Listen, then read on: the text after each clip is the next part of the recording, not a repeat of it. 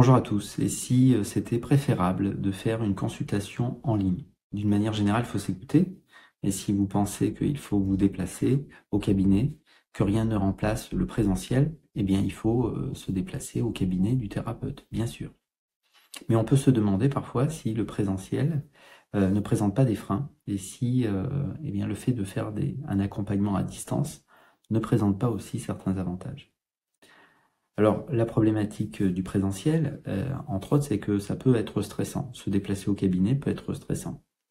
Tout simplement parce que, eh bien, on va prendre la voiture ou le métro. On va peut-être avoir de la difficulté pour se garer, pour trouver le cabinet. Alors, bien sûr, c'est une marque d'engagement, le fait de se déplacer. Mais ça peut être aussi stressant. Il n'y a rien de plus stressant que d'attendre dans une salle d'attente. Il n'y a rien de plus stressant pour certains d'entre nous aussi que de se retrouver nez à nez avec un thérapeute. La problématique d'un thérapeute, c'est qu'on n'est pas toujours à l'aise de la même manière en présence de tout le monde, même si on ne comprend pas pourquoi. Je l'avais évoqué dans une autre petite vidéo. Si par exemple vous avez un problème émotionnel, vous avez de la colère, de la tristesse, de la rage, de la peur, je ne sais pas, déclenché par un parent, eh bien, la problématique, c'est que le thérapeute a peut-être le même sexe que le parent en question, et qu'inconsciemment, je ne suis pas à l'aise avec les hommes ou les femmes. Et donc, rationnellement, je me dis qu'il faut peut-être que j'aille voir ce thérapeute, mais le problème, c'est que c'est un homme, ou que c'est une femme. Et ça, c'est pas facile pour moi d'être à l'aise avec les femmes ou les hommes. Et cette barrière-là, relativement inconsciente, vous l'avez moins à distance, je trouve, bien souvent. Voilà. Alors, je l'évoquais, il n'y a rien de moins rassurant que d'être dans une pièce à attendre. Voilà, la salle d'attente n'est pas un lieu qui est relaxant. C'est quelque chose qui est anodin pour certains. Pour certains profils anxieux, c'est problématique. Et ça, quand vous êtes dans votre salon, quand vous êtes dans votre chambre, eh bien naturellement, vous ne vivez pas ce stress préliminaire. Il faut se sentir en sécurité, il faut se sentir à l'aise si on veut pouvoir travailler sur soi, pour le dire ainsi. Donc, ce qu'on a besoin, finalement, c'est de sentir que le thérapeute est une présence stable qui peut m'accompagner de manière authentique. Voilà. Et donc ça, on peut le ressentir tout à fait en ligne.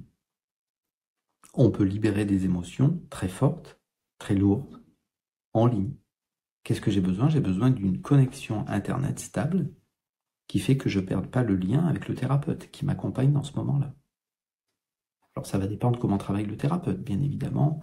Quand vous proposez par exemple de l'hypnose ou de la désensibilisation oculaire, eh bien naturellement, ça va nous amener à rencontrer la charge émotionnelle qui n'a rien à voir avec l'histoire mentale, hein. L'histoire mentale a sa place, bien sûr.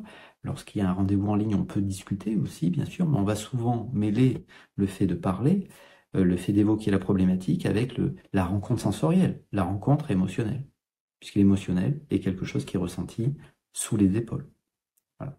Donc, dire que je suis plein de rage, c'est un exemple, hein, je ne suis pas plein de rage, mais dire que je suis plein de rage ne me connecte pas à ma rage. Donc ça va, d'une manière générale, ça va dépendre quel style de thérapeute vous allez consulter. Mais effectivement, même si vous faites un accompagnement autour des émotions, voilà, même si vous consultez dans ce sens-là, c'est-à-dire j'ai envie de me libérer de tout ce nœud, de toute cette anxiété, de tout ce que je ressens qui me bloque, ça peut réellement se faire à distance. Mais il faut s'écouter, hein, c'est toujours une question de discernement. Si à un moment donné, intérieurement, vous dites non, c'est mieux que je me déplace en présentiel, je le sens mieux, bah, il faut vous déplacer en présentiel. Et je voulais faire cette toute petite capsule pour simplement évoquer qu'effectivement, à distance aussi, on peut eh bien, travailler des choses lourdes, voire extrêmement lourdes. Et que, ben, pour mal le dire, ça marche tout aussi bien. C'est possible. Voilà. Donc, si vous le souhaitez, vous pouvez prendre rendez-vous, hein, vous pouvez me téléphoner, vous pouvez prendre rendez-vous en ligne, ou pas, hein, parce que c'est vraiment dans un souci de transparence que je fais ces petites causeries. Tout simplement parce que même si avec l'époque Covid, on s'est rendu compte que les accompagnements à distance étaient possibles, eh bien c'est l'expérience qui montre que c'est efficace, que c'est possible réellement.